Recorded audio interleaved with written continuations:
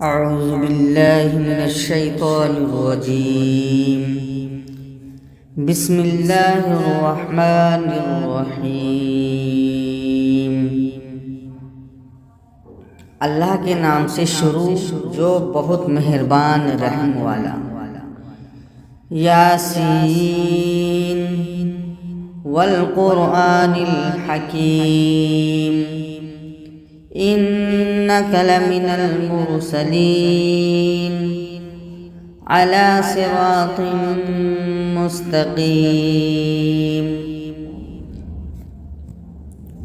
حکمت والے قرآن. حکمت والے قرآن کی قسم، بے شک تم سیدھی راہ پر بھیجے گئے ہو.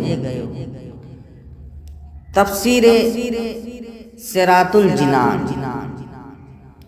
یاسین یہ حرف مقطعات میں سے ایک حرف ہے. اس کی مراد اللہ تعالیٰ ہی بہتر جانتا ہے.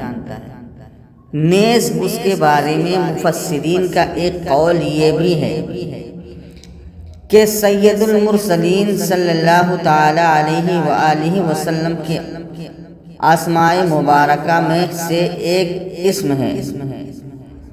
یاسین نام رکھنے کا شرعی حکم اعلیٰ حضرت امام احمد رضا خان رحمۃ اللہ تعالی علیہ نے یاسین نام رکھنے کا جو شرعی حکم بیان فرمایا، اس کا خلاصہ یہ ہے کہ کسی کا یاسین اور طٰہٰ نام رکھنا منع ہے، کیونکہ بقول بعض علماء ممکن ہے کہ یہ دونوں اللہ تعالیٰ کے ایسے نام ہیں جن کے معنی معلوم نہیں. کیا عجب یہ ان کے وہ معنی ہو جو غیر خدا پر صادر نہ آ سکے. اس لیے ان سے بچنا لازم ہے.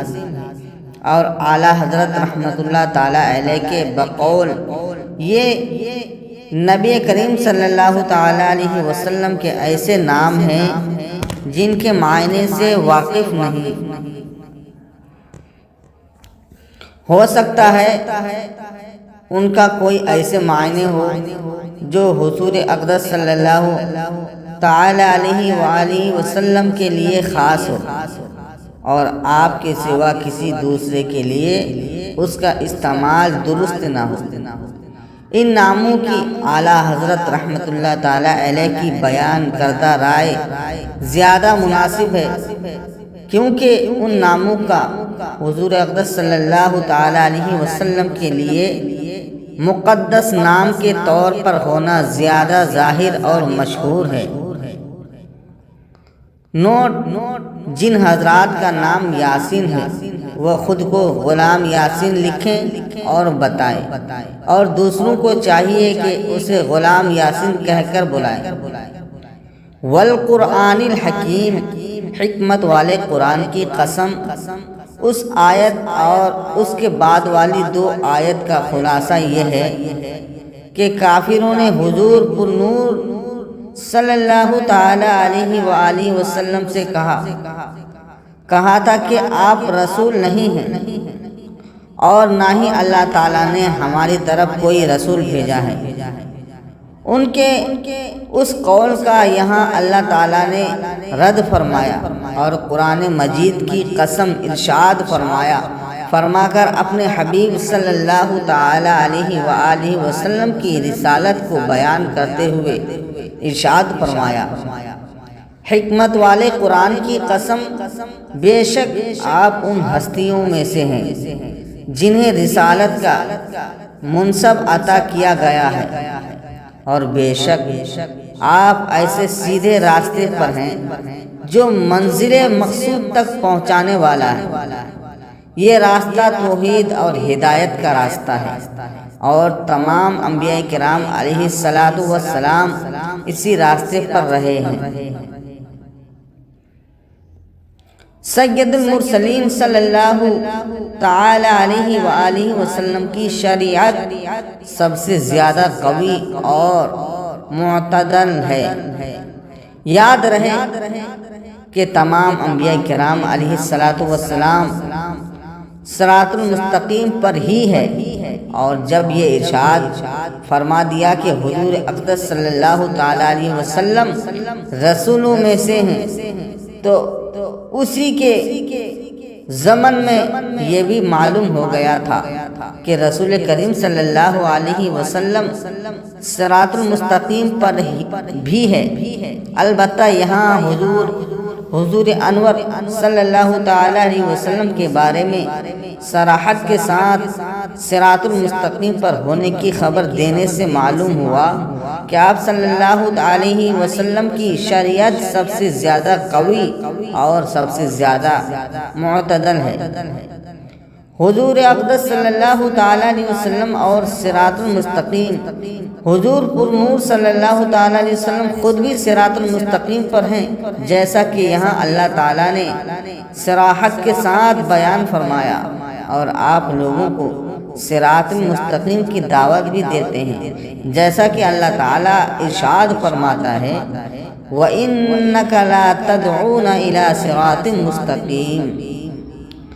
ترجمہ کنز العرفان، اور بے شک تم انہیں سیدھی راہ کی طرف بلاتے ہو اور صراط المستقیم کی طرف رہنمائی بھی کرتے ہیں، جیسا کہ اللہ تعالیٰ ارشاد فرماتا ہے وَإِنَّكَ لَتَهْدِي إِلَى صِرَاطٍ مُسْتَقِيمٍ۔ ترجمہ کنز العرفان، اور بے شک تم ضرور سیدھے راستے کی طرف رہنمائی کرتے ہو، اور آپ کے ذریعے اللہ تعالیٰ صراط المستقیم کی ہدایت بھی دیتا ہے، جیسا کہ اللہ تعالیٰ ارشاد فرماتا ہے یہدی بہ اللہ من اتبع رضوانہ سبل السلام ویخرجہم من الظلمات إلى النور بإذنه ويهديهم إلى صراط مستقيم۔ ترجمہ کنز العرفان، اللہ اس کے ذریعے اسے سلامتی کے راستوں کی ہدایت دیتا ہے، جو اللہ کی مرضی کا تابع ہو جائے، اور انہیں اپنے حکم سے تاریکیوں سے روشنی کی طرف لے جاتا ہے، اور انہیں سیدھی راہ کی طرف ہدایت دیتا ہے۔ اور اس آیت کی تفسیر میں مفسرین نے یہ بھی لکھا ہے کہ یہاں بہی کی ضمیر سے سرکار دو عالم صلی اللہ علیہ وسلم مراد ہیں۔ سورہ یاسین کی آیت نمبر 2 تا 4 سے حاصل ہونے والی معلومات، ان آیات سے 3 باتیں مزید معلوم ہوئی۔ اللہ تعالیٰ کی بارگاہ میں سید المرسلین صلی اللہ تعالیٰ علیہ وسلم کا مقام انتہا بلند ہے کہ کافروں کی طرف سے آپ پر ہونے والے اعتراضات کا جواب اللہ تعالیٰ خود ارشاد فرماتا ہے۔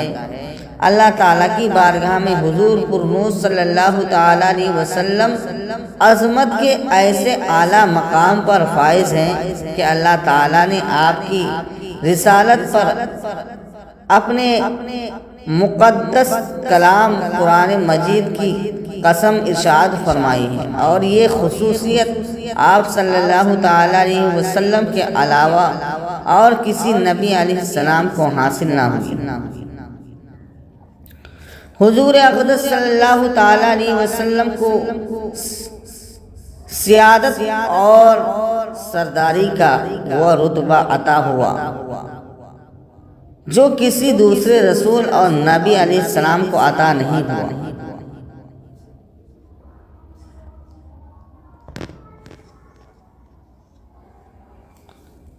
تنزیل العزیز الرحیم لتنذر قوما ما انذر آباؤہم فہم غافلون۔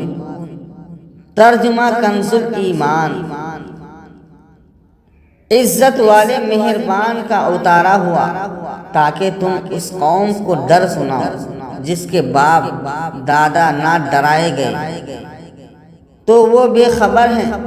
تفسیر صراط الجنان، تنزیل العزیز الرحیم، عظمت والے مہربان کا اتارا ہوا۔ اس آیت اور اس کے بعد والی آیت کا خلاصہ یہ ہے کہ قرآن حکیم اس رب تعالیٰ کا نازل کیا ہوا ہے جو اپنی سلطنت میں عزت والا اور اپنی مخلوق پر مہربان ہے۔ تاکہ اے حبیب صلی اللہ تعالی علیہ وسلم آپ قرآن مجید کے ذریعے اس قوم کو اللہ تعالیٰ کے عذاب سے ڈرائیں جس کے باپ دادا کے پاس اللہ تعالیٰ کے عذاب سے ڈرانے کے لیے طویل عرصے سے کوئی رسول علیہ السلام نہ پہنچا، جس کی وجہ سے یہ لوگ ایمان اور ہدایت سے غافل میں پڑے ہوئے ہیں۔ قوم قریش کا تو یہی حال ہے کہ ان میں نبی کریم صلی اللہ تعالی علیہ وآلہ وسلم سے پہلے کوئی رسول تشریف نہیں لائے، اور عرب میں حضرت اسماعیل علیہ السلام کے بعد سے لے کر سرکار دو عالم صلی اللہ تعالی علیہ وآلہ وسلم تک ان کے پاس کوئی رسول تشریف نہیں لایا، جبکہ اہل کتاب کے پاس حضرت عیسیٰ علیہ السلام کے بعد سے لے کر حضور پرنور صلی اللہ تعالی علیہ وآلہ وسلم تک کوئی رسول تشریف نہیں لایا۔ رسول اکرم صلی اللہ تعالی علیہ وآلہ وسلم کا نظری ہونا عام ہے۔ یہاں آیت میں بطور خاص کفار قریش کو اللہ تعالیٰ کے عذاب سے ڈرانے کا فرمایا گیا، اور عمومی طور پر تاجدار رسالت صلی اللہ تعالی علیہ وسلم، اہل عرب، اہل کتاب وغیرہ سبھی کو اللہ تعالیٰ کے عذاب سے ڈرانے والے ہیں، کیونکہ آپ صلی اللہ تعالی علیہ وسلم تمام لوگوں کے لیے رسول ہیں، جیسا کہ قرآن مجید میں ایک مقام پر اللہ تعالیٰ ارشاد فرماتا ہے وَمَا أَرْسَلْنَاكَ إِلَّا كَافَّةً لِلنَّاسِ بَشِيرًا وَنَذِيرًا وَلَكِنَّ أَكْثَرَ النَّاسِ لَا يَعْلَمُونَ۔ ترجمہ کنز العرفان۔ اور اے محبوب، ہم نے آپ کو تمام لوگوں کے لیے خوشخبری دینے والا اور ڈر سنانے والا بنا کر بھیجا ہے، لیکن بہت لوگ نہیں جانتے۔ لَقَدْ حَقَّ الْقَوْلُ عَلَىٰ أَكْثَرِهِمْ فَهُمْ لَا يُؤْمِنُونَ۔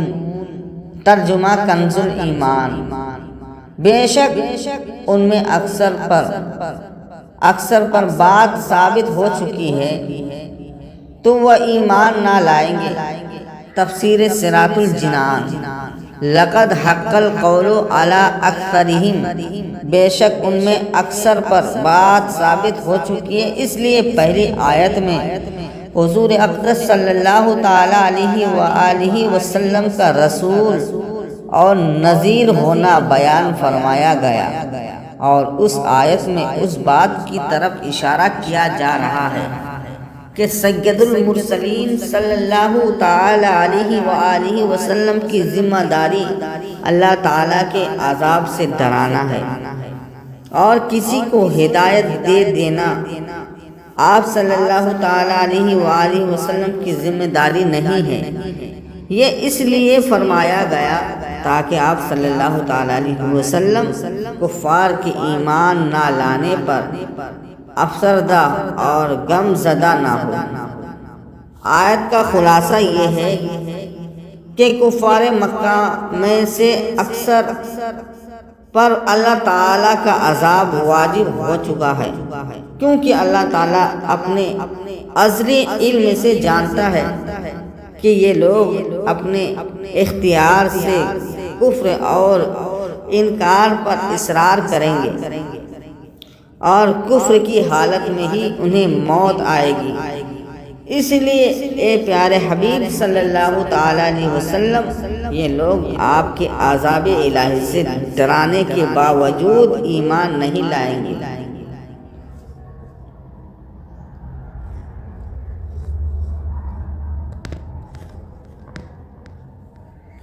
اِنَّا جَعَلْنَا فِي أَعْنَاقِهِمْ أَغْلَالًا فَهِيَ إِلَى الْأَذْقَانِ فَهُمْ مُقْمَحُونَ۔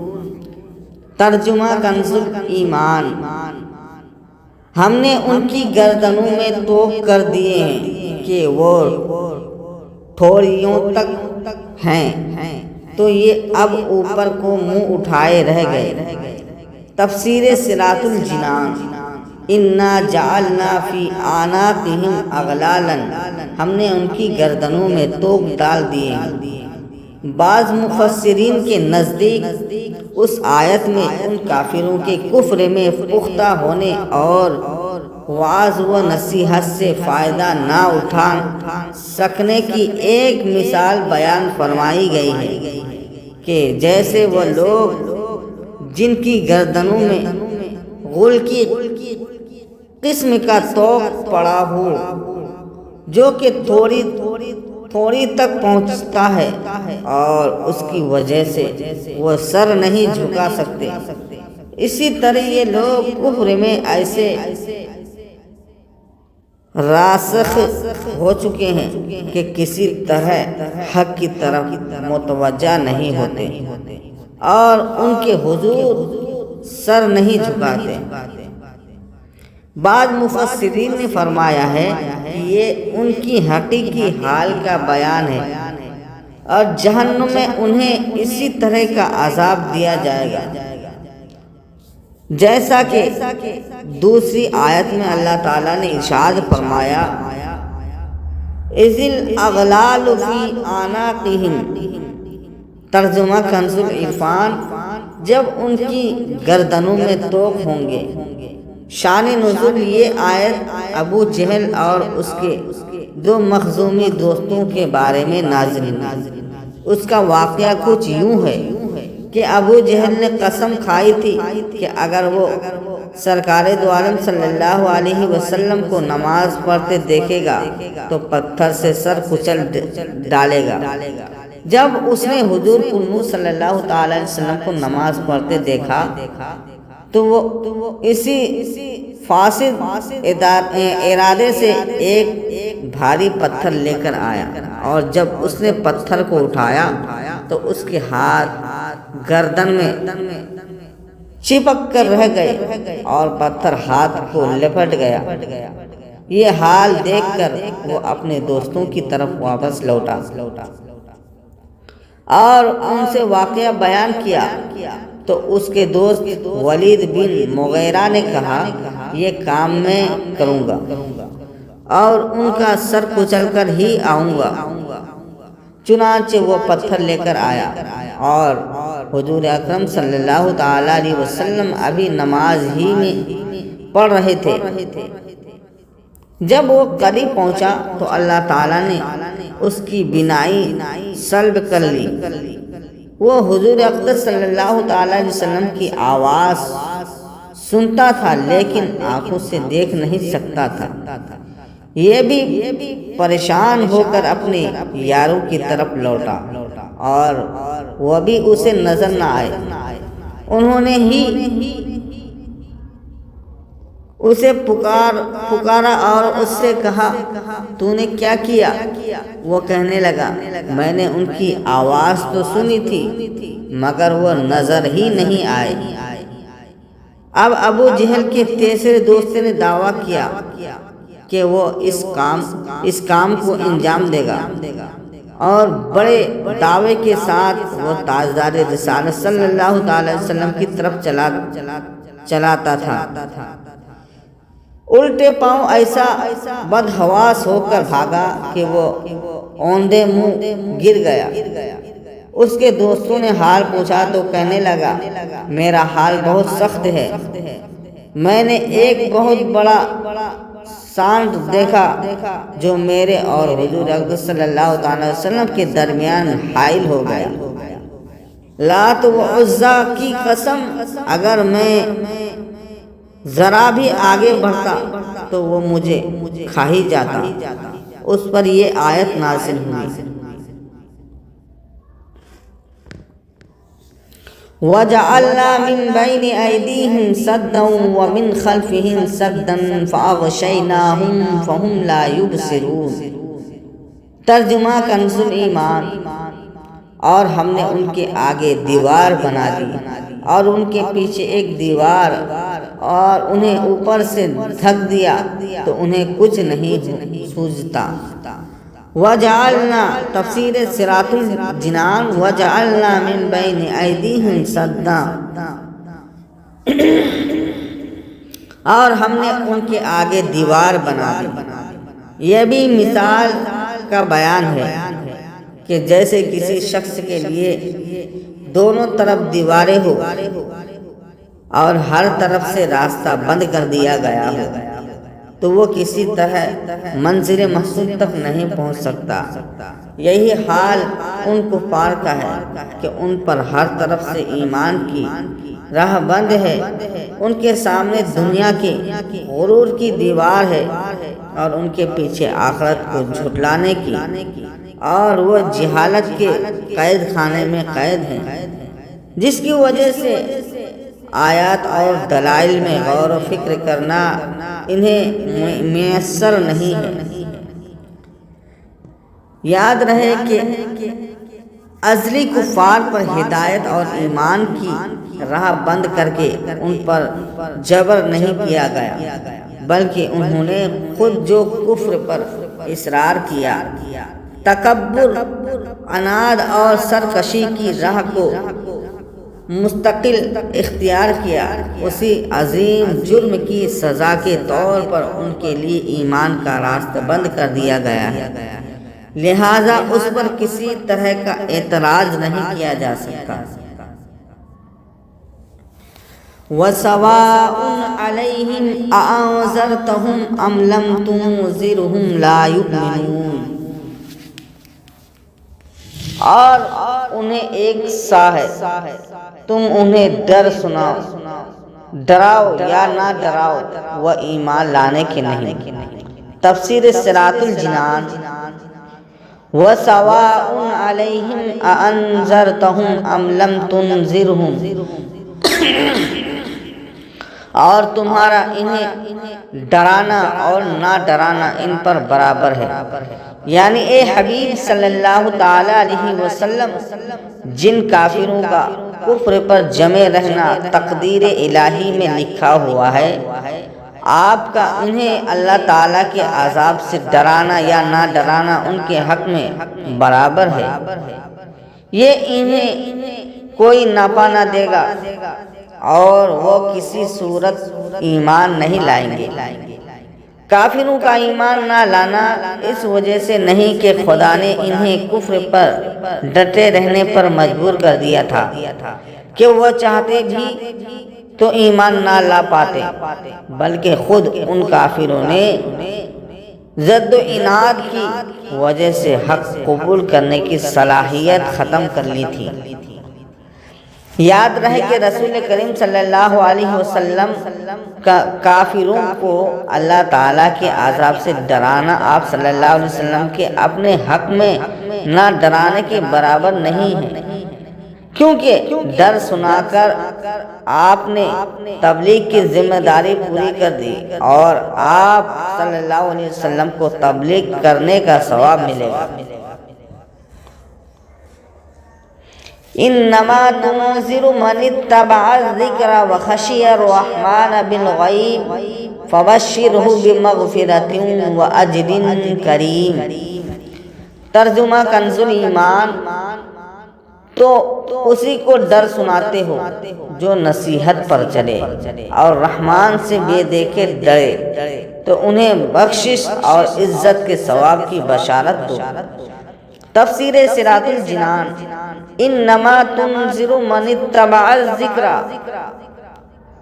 تم تو صرف اسے ڈراتے ہو جو نصیحت کی پیروی کرے، یعنی اے حبیب صلی اللہ تعالی علیہ وسلم، آپ کے ڈر سنانے اور خوف دلانے سے وہی نفع اٹھاتا ہے جو قرآن مجید کی پیروی کرے اور اس میں دیے گئے احکامات پر عمل کرے اور اللہ تعالیٰ کی غیبی عذاب سے پوشیدہ اور علانیہ ہر حال میں ڈرے، اور جس کا یہ حال ہے تو آپ اسے گناہوں کی بخشش اور عزت کے ثواب، جنت کی بشارت دیں۔ انما نحن نحيي الموتى ونكتب ما قدموا وآثارهم وكل شيء احصيناه في امام مبين۔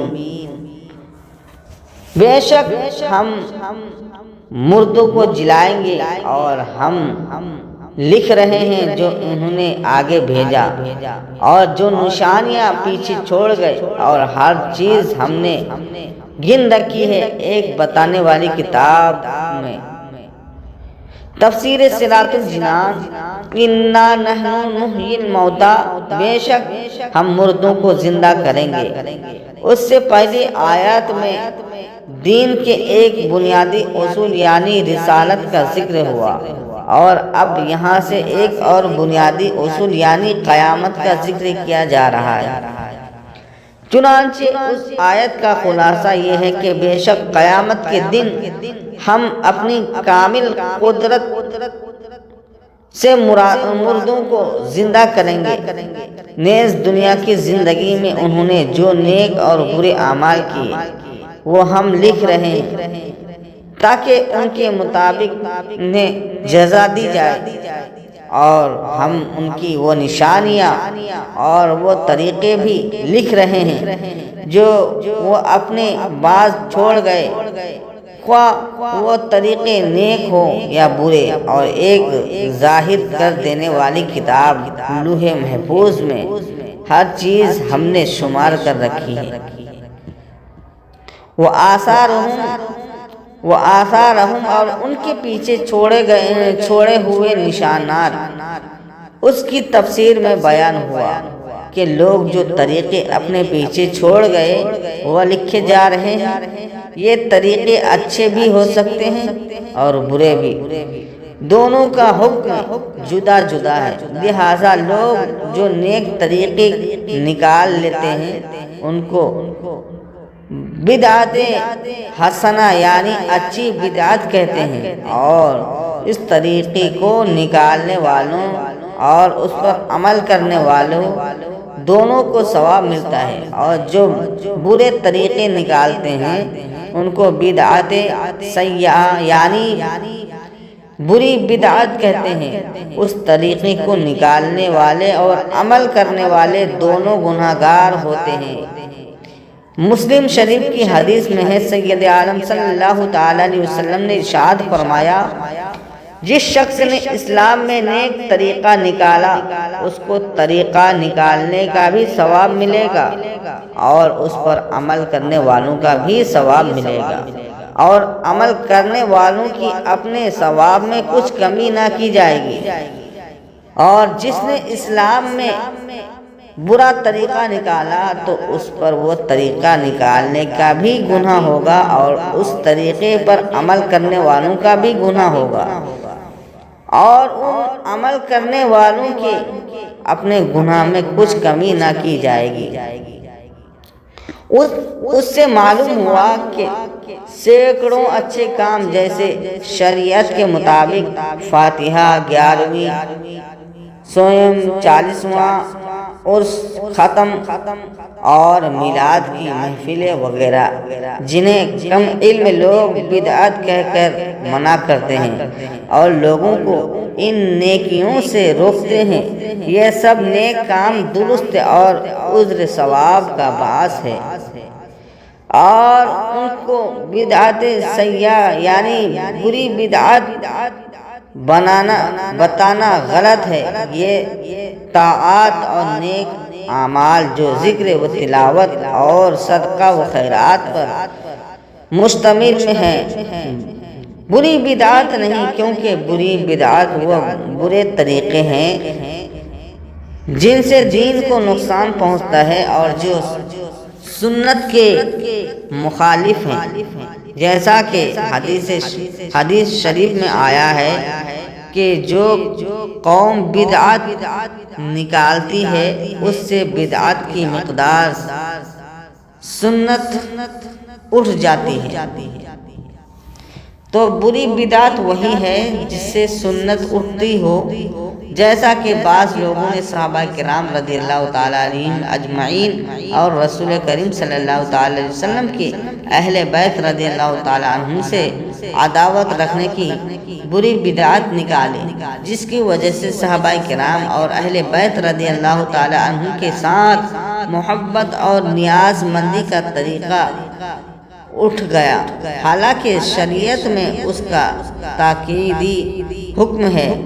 کچھ لوگوں نے اللہ تعالیٰ کی بارگاہ کے مقبول بندوں جیسے انبیاء کرام علیہ السلام اور اولیاء اعظام رحمۃ اللہ تعالیٰ علیہ کی شان میں بے ادبی اور گستاخی کرنے اور تمام مسلمانوں کو مشرک قرار دینے کی بدترین بدعت نکالی۔ اس سے بزرگان دین کی حرمت، عظمت، ادب و تکریم اور مسلمانوں کے ساتھ اخوت اور محبت کی سنتیں اٹھ جاتی ہے، حالانکہ ان کے بہت شدید تاکید ہے اور یہ دین میں بہت ضروری چیزیں ہیں۔ مرنے کے بعد باقی رہ جانے والے اچھے اور برے اعمال کی مثالیں۔ آیات کی تفسیر میں بیان ہوا کہ اللہ تعالیٰ انسان کی وہ نشانیاں اور وہ طریقے بھی لکھ رہا ہے جو وہ اپنے باز چھوڑ گیا، خواہ وہ طریقے نیک ہو یا برے۔ اس مناسبت سے یہاں ہم انسان کے ان اچھے اور برے اعمال کی پانچ عام مثالیں دیتے ہیں جو اس کے مرنے کے بعد بھی جاری رہتے ہیں، اور یہ لوگوں کے مشاہدے میں بھی ہیں۔ چنانچہ اچھے اعمال کی 5 مثالیں یہ ہیں: کوئی شخص دین کا علم پڑھتا ہے، پھر اس کے شاگرد اپنے استاد کی وفات کے بعد بھی اس علم کی اشاعت کرتے رہتے ہیں۔ کوئی شخص دینی مدرسہ بنا دیتا ہے جس میں طلبہ علم دین پڑھتے ہیں، اور بانی کی وفات کے بعد بھی طلبہ دین کا علم حاصل کرتے رہتے ہیں۔ کوئی انسان کسی دینی موضوع پر کتاب تصنیف کرتا ہے اور اس کے مرنے کے بعد بھی اس کتاب کی اشاعت ہوتی رہتی ہے۔ کوئی شخص مسجد بنا دیتا ہے جس میں لوگ نماز پڑھتے ہیں، اور یہ سلسلہ اس کے مرنے کے بعد بھی جاری رہتا ہے۔ کوئی شخص کنواں کھدوا کر یہ بودرنگ کروا کر لوگوں کے لیے پانی کا انتظام کر دیتا ہے، اور لوگ اس کے مرنے کے بعد بھی پانی حاصل کرتے رہتے ہیں۔ برے اعمال کی 5 مثالیں یہ ہیں: کوئی شخص فلم ایپیسوڈ، سینما گھر، ویڈیو دستیاب میوزک ہاؤس بناتا ہے جس میں اس کے مرنے کے بعد بھی فلمیں بنانے، دکھانے، بیچنے، میوزک تیار کرنے اور سنانے کا سلسلہ جاری رہتا ہے۔ کوئی شراب خانہ یا قہوہ خانہ بناتا ہے اور عورتوں کو بدکاری کے لیے تیار کرتا ہے، جہاں لوگ شرابیں پیتے اور بدکاری کرتے ہیں۔ پھر اس کے مرنے کے بعد بھی وہ شراب اور بدکاری کے اڈے قائم رہتے ہیں۔ ان میں لوگ شرابیں پیتے رہتے ہیں اور بدکاری ہوتی رہتی ہے، اور اس کی تیار کردہ عورتیں بدکاری کرواتی رہتی ہیں۔ انٹرنیٹ پر فحش ویب سائٹ یا سوشل میڈیا پر فحاشی، عریانی اور بے حیائی کی اشاعت کے لیے پیج بناتا ہے، پھر اس کے مرنے کے بعد بھی لوگ انہیں دیکھتے رہتے ہیں اور گناہ میں مبتلا ہوتے رہتے ہیں۔ کوئی انسان جوا خانہ بنا کر مر جاتا ہے جس میں اس کے مرنے کے بعد بھی جوئے اور سٹے بازی چلتی رہتی ہے۔ کوئی شخص ایسے قوانین بناتا ہے جو ظلم اور ناانصافی پر مشتمل ہو اور لوگوں کے درمیان شر اور فساد کی بنیادیں کھڑی کرتا ہے، پھر اس کے مرنے کے بعد بھی ان قوانین پر عمل ہوتا رہتا ہے اور لوگوں میں شر و فساد جاری رہتا ہے۔ ان مثالوں کو سامنے رکھتے ہوئے اس حدیث پاک کو ایک بار پھر پڑھیں۔ چنانچہ سید العالم صلی اللہ علیہ وسلم نے ارشاد فرمایا، جس شخص نے اسلام میں نیک طریقہ نکالا اس کو طریقہ نکالنے کا بھی ثواب ملے گا اور اس پر عمل کرنے والوں کا بھی ثواب ملے گا، اور عمل کرنے والوں کے اس ثواب میں کچھ کمی نہ کی جائے گی۔ اور جس نے اسلام میں برا طریقہ نکالا تو اس پر وہ طریقہ نکالنے کا بھی گناہ ہوگا اور اس طریقے پر عمل کرنے والوں کا بھی گناہ ہوگا، اور ان عمل کرنے والوں کے اپنے گناہ میں کچھ کمی نہ کی جائے گی۔ اس میں جاری رہنے والے نیک اور اعمال کرنے والوں کے لیے تو ثواب کی بشارت ہے، اور ان لوگوں کے لیے وعیدیں ہیں جو جاری رہنے والے گناہوں کا سلسلہ شروع کیے ہوئے ہیں۔ یہ اپنے انجام پر خود ہی غور کر لیں کہ جب اپنے گناہوں کے ساتھ دوسروں کے گناہوں کا بوجھ ان کے کندھے پر بھی ہوگا، اور اپنے گناہوں کے عذاب کے ساتھ ساتھ دوسروں کے گناہ کا عذاب بھی پائیں گے، تو ان کا کیا حال ہوگا۔ اللہ تعالیٰ ایسے لوگوں کو عقل سلیم عطا فرمائے اور گناہ جاریہ کی جاری سلسلے ختم کرنے کی سچی توفیق کرنے کی توفیق عطا فرمائے، سچی توبہ کرنے کی توفیق عطا فرمائے، آمین۔ اس آیت کے بارے میں مفسرین کا ایک قول یہ بھی ہے کہ آثار سے مراد وہ قدم ہے جو نمازی جماعت کے ساتھ نماز پڑھنے کے لیے مسجد کی طرف چلنے میں رکھتا ہے، اور اس معنی پر آیت کا شان نزول یہ بیان کیا گیا ہے کہ بنی سلمہ مدینہ طیبہ کے کنارے پر رہتے تھے، انہوں نے چاہا کہ مسجد شریف کے قریب رہائش اختیار کرنے، اس پر یہ آیت نازل ہوئی، اور تاجدار رسالت صلی اللہ علیہ وسلم نے ارشاد فرمایا کہ تمہارے قدم لکھے جاتے ہیں، اس لیے تم مکان تبدیل نہ کرو، یعنی جتنی دور سے آؤ گے اتنے ہی قدم زیادہ پڑیں گے اور اجر و ثواب زیادہ ہوگا۔ با جماعت نماز پڑھنے کے لیے دور سے آنے والوں کی فضیلت اور صحابہ کرام کا جذبہ، اس سے معلوم ہوا کہ جماعت کے ساتھ نماز پڑھنے کے لیے جو بندہ مسجد کی طرف چل کر جاتا ہے اسے ہر قدم پر ثواب دیا جاتا ہے، اور جو زیادہ دور سے چل کر آئے گا اس کا ثواب بھی زیادہ ہوگا۔ ترغیب کے لیے یہاں اس سے متعلق مزید 3 احادیث بھی ملاحظہ ہو۔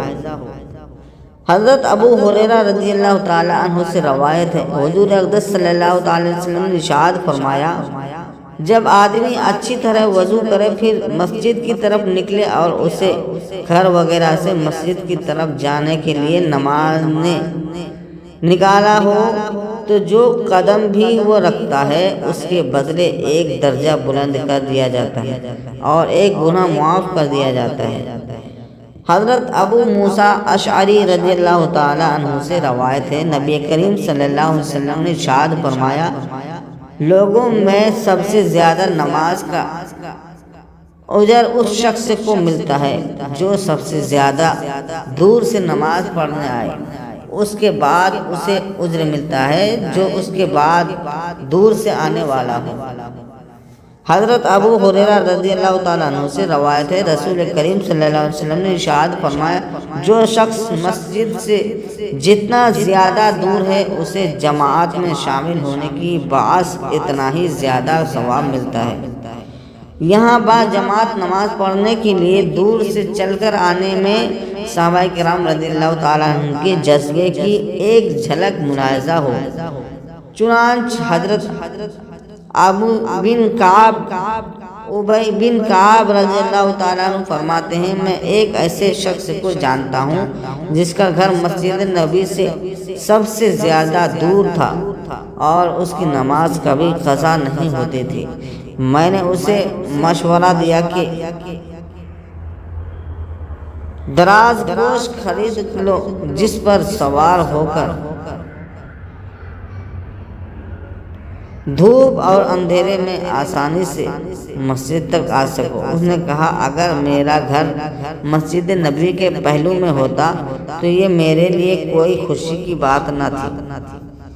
میری نیت یہ ہے کہ میرے لیے گھر سے مسجد تک آنے اور مسجد سے اپنے اہل خانہ کی طرف لوٹنے کا ثواب لکھا جائے۔ جب رسول کریم صلی اللہ علیہ وسلم کو اس کی یہ بات معلوم ہوئی تو حضور اقدس صلی اللہ علیہ وسلم نے اس سے ارشاد فرمایا اللہ تعالیٰ نے یہ تمام ثواب تمہارے لیے جمع کر دیا۔ اس سے معلوم ہوا کہ صحابہ کرام رضی اللہ تعالیٰ عنہ کی سنت مبارکہ اور جذبات مقدس ہوتے اور وہ نیکیاں جمع کرنے کے انتہائی حریص ہوا کرتے تھے، اور چونکہ نماز کے لیے آنے اور جانے میں ہر قدم پر نیکی ملتی ہے، اس لیے وہ زیادہ نیکیاں جمع کرنے کے لیے مسجد سے دور بسنے کا ارادہ کرتے اور پھر ہر وقت جماعت کے ساتھ نماز پڑھنے کا پورا اہتمام بھی کرتے تھے۔ افسوس پھر زمانہ لوگوں کا حال اور انداز فکر ہی بدل چکا ہے کہ گھر قریب ہونے کے باوجود جماعت کے ساتھ نماز پڑھنے کے لیے مسجد میں آنا ان کے لیے تکلیف دہ ہے۔ مسجد سے دور گھر اس لیے لیتے ہیں کہ تاکہ شرعی طور پر جماعت کے ساتھ نماز پڑھنا ان پر واجب نہ رہے، اور بسا اوقات ان کا حال یہ ہو جاتا ہے کہ جماعت تو رہی ایک طرف نماز بھی ضائع کرنے لگ جاتے ہیں۔ یہ تو عوام کا حال ہے، اور ان سے زیادہ افسوسناک صورتحال یہ ہے کہ جماعت کا باقاعدہ اہتمام ان حضرات کے یہاں بھی مفقود ہوتا جاتا رہتا ہے جو اپنے آپ کو دین کا ستون سمجھ بیٹھتے ہیں۔ البتہ جو شرعاً معذور ہے ان پر کوئی حکم نہیں۔ اللہ تعالی ہم سب کو سچی ہدایت اور نیکیاں جمع کرنے کی حرص نصیب فرمائے، آمین۔ اس آیت کریمہ کی تفسیر میں حضرت قتادہ رضی اللہ تعالیٰ عنہ فرماتے ہیں اگر اللہ تعالیٰ انسان کی نشان قدم میں سے کچھ چھوڑتا تو اسے چھوڑ دیتا، جیسے ہوائیں مٹا دیتی ہیں، لیکن اللہ تعالیٰ انسان کے اس نشان قدم اور اس کے ہر عمل کا شمار رکھتا ہے، یہاں تک کہ اللہ تعالیٰ اس نشان قدم کو بھی شمار کرتا ہے جو اللہ تعالیٰ کی اطاعت میں اٹھا، اور اسے بھی جو معصیت میں چلا تو اسے اے لوگوں تم میں سے جو اس چیز کی طاقت رکھتا ہو کہ اللہ تعالیٰ کی اطاعت میں اس کے قدم لکھے جائے تو وہ ایسا کرے۔ مسلمان کی یہ قیادت اور ملاقات کے لیے جانے کی فضائل، اس سے معلوم ہوا کہ بندہ جس نیک کام کے لیے بھی قدم اٹھاتا ہے اس کا وہ قدم شمار کیا جاتا ہے اور اسے ان قدموں کے حساب سے ثواب دیا جائے گا۔ اسی مناسبت سے یہاں بطور خاص مریض کی عیادت کے لیے جانے اور کسی مسلمان سے ملاقات کے لیے جانے کی فضائل ملاحظہ ہو، یہ قدم بھی اطاعت الہی میں شمار کیے جاتے ہیں۔ حضرت ثوبان رضی اللہ تعالیٰ عنہ سے روایت ہے رسول کریم صلی اللہ علیہ وسلم نے ارشاد فرمایا مسلمان جب اپنے مسلمان بھائی کی عیادت کرتا ہے تو وہ اس کے پاس سے لوٹ آنے تک جنت کے باغ میں رہتا ہے۔ حضرت علی مرتضیٰ رضی اللہ تعالیٰ عنہ سے روایت ہے رسول کریم صلی اللہ علیہ وسلم نے ارشاد فرمایا جو مسلمان صبح کے وقت کسی مسلمان کی عیادت کرے تو 70,000 فرشتے اسے شام تک دعائیں دیتے ہیں، اور جو شام کے وقت عیادت کرے تو صبح تک 70,000 فرشتے اسے دعائیں دیتے ہیں اور اس کے لیے جنت میں باغ ہوگا۔ حضرت ابو ہریرہ رضی اللہ تعالیٰ عنہ سے روایت ہے سید المرسلین صلی اللہ تعالیٰ علیہ وسلم نے ارشاد فرمایا جو کسی مریض کی عیادت کرتا ہے یا اللہ تعالیٰ کے لیے اپنے کسی مسلمان بھائی سے ملنے جاتا ہے تو ایک منادی اسے مخاطب کر کے کہتا ہے خوش ہو جا کیونکہ تیرا یہ چلنا مبارک ہے اور تو نے جنت میں اپنا ٹھکانہ بنا لیا ہے۔ حضرت ابو ہریرہ رضی اللہ تعالیٰ عنہ سے روایت ہے، رسول کریم صلی اللہ علیہ وسلم نے ارشاد فرمایا، ایک شخص کسی شہر میں اپنے کسی بھائی سے ملنے گیا تو اللہ تعالیٰ نے ایک فرشتہ اس کے راستے میں بھیجا۔ جب وہ فرشتہ اس کے پاس پہنچا تو اس سے پوچھا کہاں کا ارادہ ہے؟ اس نے کہا اس شہر میں میرا ایک بھائی رہتا ہے، اس سے ملنے جا رہا ہوں۔ اس فرشتے نے پوچھا کیا اس کا تجھ پر کوئی احسان ہے جسے اتارنے جا رہے ہیں؟ اس شخص نے کہا نہیں، بلکہ میں اللہ تعالیٰ کے لیے اس سے محبت کرتا ہوں۔ فرشتے نے کہا مجھے اللہ تعالیٰ نے تیرے پاس بھیجا ہے تاکہ تجھے بتا دوں کہ اللہ تعالیٰ بھی تجھ سے اسی طرح محبت کرتا ہے جس طرح تو اس کے لیے دوسروں سے محبت کرتا ہے۔